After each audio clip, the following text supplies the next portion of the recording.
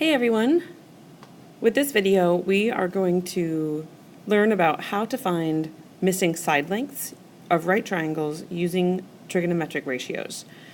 The thing about using trig ratios to find a side length is that you can find one even if you only just have one of the three side lengths, where if you have two of them, you could use Pythagorean theorem, but if you only have one of them and one of the angle measures, you can use a trig ratio to find a side length.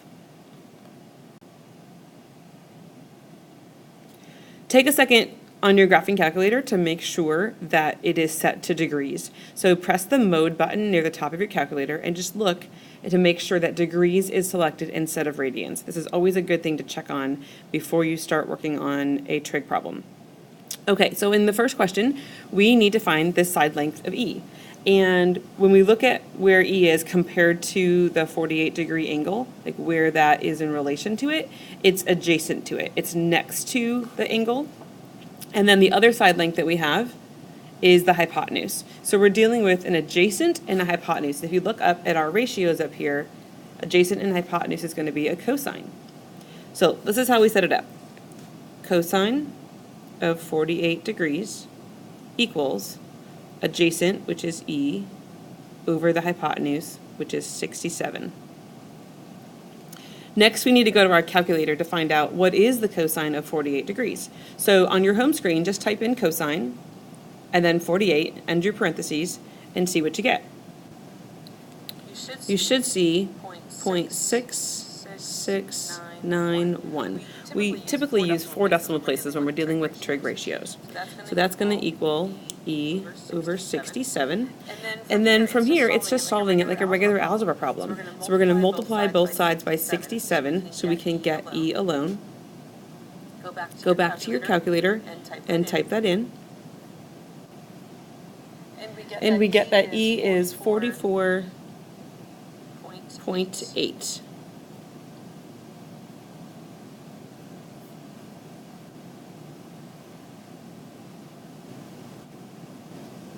All right, let's move on to the second one.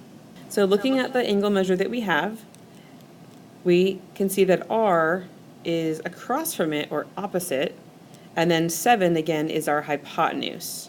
So we're dealing with opposite and hypotenuse. If you look up here, that's going to be our sine ratio.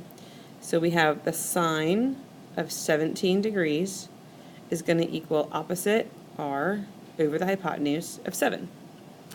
Go to your calculator and find out what the sine of 17 degrees is. You should get 0.2924. That's equal to R over 7. And then again, we want to get R alone, so we multiply by 7 on both sides. And we get that R is 2.0.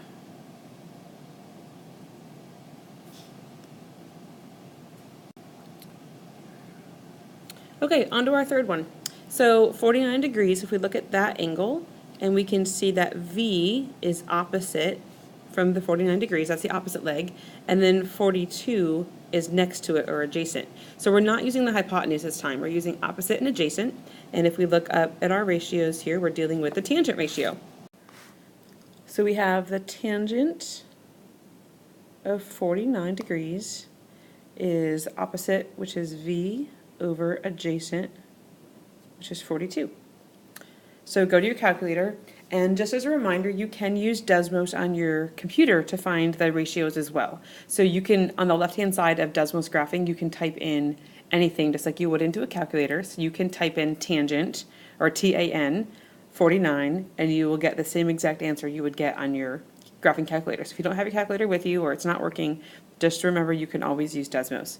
So the tangent of 49 degrees,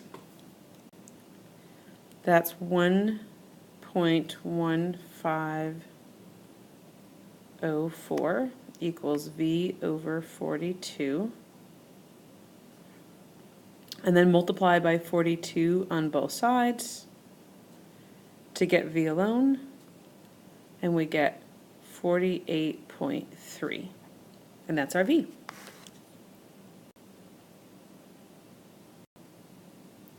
Okay, we're going to do 2 more, and these are just going to be a little bit different just because of where the variable will end up in our ratio. So we have the angle of 26 degrees, and we notice that the opposite is 22, and then the hypotenuse is t. And so opposite and hypotenuse, that's SO or OH, which is sine, SOH. So sine of 26 is going to equal opposite over the hypotenuse. So this time our variable ended up in the denominator. Again, we need to go to our calculator or Desmos and type in the sine of 26 degrees, and that is 0.4384. And since our variable's in the denominator, we have a couple of options of how we want to approach this. You could, I think the easiest way is to treat it like a proportion and put it over 1, put the ratio over 1, and then just cross multiply.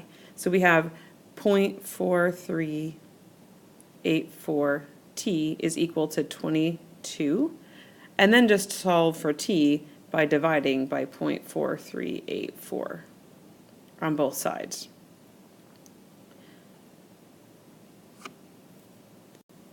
So we get that t is equal to 50.2. All right, why don't you go ahead and try the next one by yourself. So pause the video and come back when you're done, and we'll see how you did. All right, well, welcome back. So this was a cosine ratio, since we had the adjacent was 48 and the hypotenuse was n. So hopefully you set it up as cosine of 19 equals 48 over n. And then by cross multiplying, we end up with our n value of 50.8. Great job. Okay, so here's another problem, and it's a little bit different because we know 2 of the side lengths instead of just 1. And so we can actually do this problem in a couple different ways. Okay, so we're going to start with our angle of 31 degrees, and we'll look at x, which we want to find, and we can see that that is our hypotenuse. And then we have 2 choices. We can either choose 12 or 20, and it doesn't matter. I'm just going to choose 12. So the 12 compared to the 31 degrees is across from it or the opposite. Since we have an opposite and a hypotenuse, that's going to be the sine ratio. So we could write down that the sine of 31 degrees is equal to the opposite, which is 12, over the hypotenuse, which is x. We could also think about this in another way, though. We could also use the 20. We could have used this in our work, and that's adjacent to the 31 degrees. It's right next to it. So another way of writing this is we could say that the cosine of 31 degrees is equal to the adjacent, which is 20, over the hypotenuse, which is x. So we have 2 different ways we could do this problem. We could use a sine ratio, and we can use the cosine ratio, and they're both going to give us the exact same answer. I want you to pause the video and work out these 2 problems by yourself, and hopefully you get the same answer, and then come back in a little bit and check in with me and see how you did. Okay, welcome back. How did you do? Did you get 23.3 for both of them? If you didn't, go ahead and check through my steps and see if you can find where you might have made a mistake. There's actually a third way we could even have solved this problem. We didn't even have to use trig ratios because we had 2 sides of a right triangle. We could have even used the Pythagorean theorem. Let's go ahead and just try that way and just see how it comes out. So if we had done a squared plus b squared equals c squared, the 2 legs that are given to us are a and b. So we have 12 squared plus 20 squared equals c squared. That's 144 plus 400.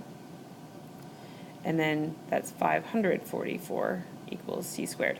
Finally, let's take the square root of both sides, and we get that c is about equal to 23.3. So you really only have to use trig ratios if you only know one of the side lengths. If you know 2, you can use the Pythagorean theorem. But it's nice to know that you have different options and different ways of checking yourself to see that you're doing it right.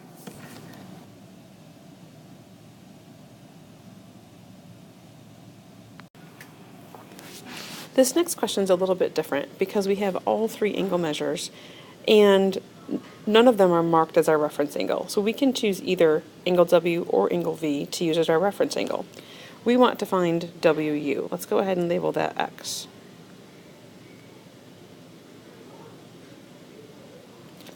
If we use V as our reference angle, and we see that X is opposite or across from that, and 10, the other side that we know, is next to it or adjacent, we have an opposite and we have an adjacent, which is going to be tangent. So we can write this down as the tangent of 34 degrees is going to be equal to the opposite, which is our x, over the adjacent, which is 10. Now, we could have also done this in a different way. We could have used W as our reference angle, and we notice that across from that, or opposite, is 10, and then X is adjacent to it. So it's still tangent, it's just going to be a little bit different. So we would say that the tangent of 56 degrees this time is equal to the opposite, which is 10 over X. So they look really similar, but we have two different degree measures, and one has X over 10, and one has 10 over X. You can do it either way. Go ahead and write at least one of them down and solve it on your own. Pause the video and come back and then see how you did. Okay, hopefully you got 6.7 doing one of the two ways. If you happen to try both ways, you got the same answer, both different ways you could do it. Okay, now we have sort of an application problem. Here is a 15-foot ladder leaning against a wall. The angle formed by the ladder and the ground is 80 degrees. And we want to find out how far is the base of the ladder from the wall. So we're basically looking for this down here. That's going to be our x. And from the 80-degree angle, the x is next to it or adjacent. And the number that we know is 15, which is the hypotenuse. So adjacent and hypotenuse, that's going to give us a cosine. So we have cosine of 80 degrees is going to equal x over 15.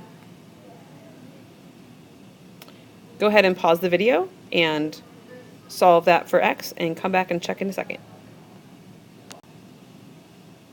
Okay, hopefully you got 2.6 feet. All right, for the second one, we want to know how far up the wall does the ladder reach. So this time we're looking for this height here. And compared to the 80 degrees, that's our opposite. And again, with the hypotenuse of 15, we have opposite hypotenuse, which is a sine ratio. So we do the sine of 80 degrees is going to equal opposite, which is h in this case, over the hypotenuse of 15. Again, go ahead and pause the video, work it out yourself, and come back and check and see how you did. Okay, so hopefully you got 14.8 feet, and that's how high up the wall the ladder went. All right, for this last question, we're going to need to draw a picture to see what's going on, and we have a ladder leaning against a wall. So here, sort of the wall and the floor, and there's our ladder.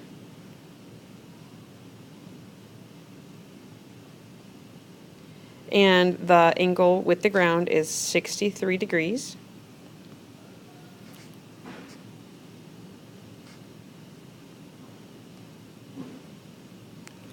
And we want to know how far up the wall the ladder will reach. And it's 2 meters from the wall right now. I'm going to let you set it up all by yourself this time, figure out which ratio you need, set it up, and solve it, and then come back and check and see how you did. So pause the video, don't cheat, do it by yourself, and come back and check it in a minute. Okay, I got 3.9 feet, and I hope you did too. Let me know if you have any questions. You can email me with questions or stop by at Sting tomorrow, and I'll get you straightened out. Have a great day.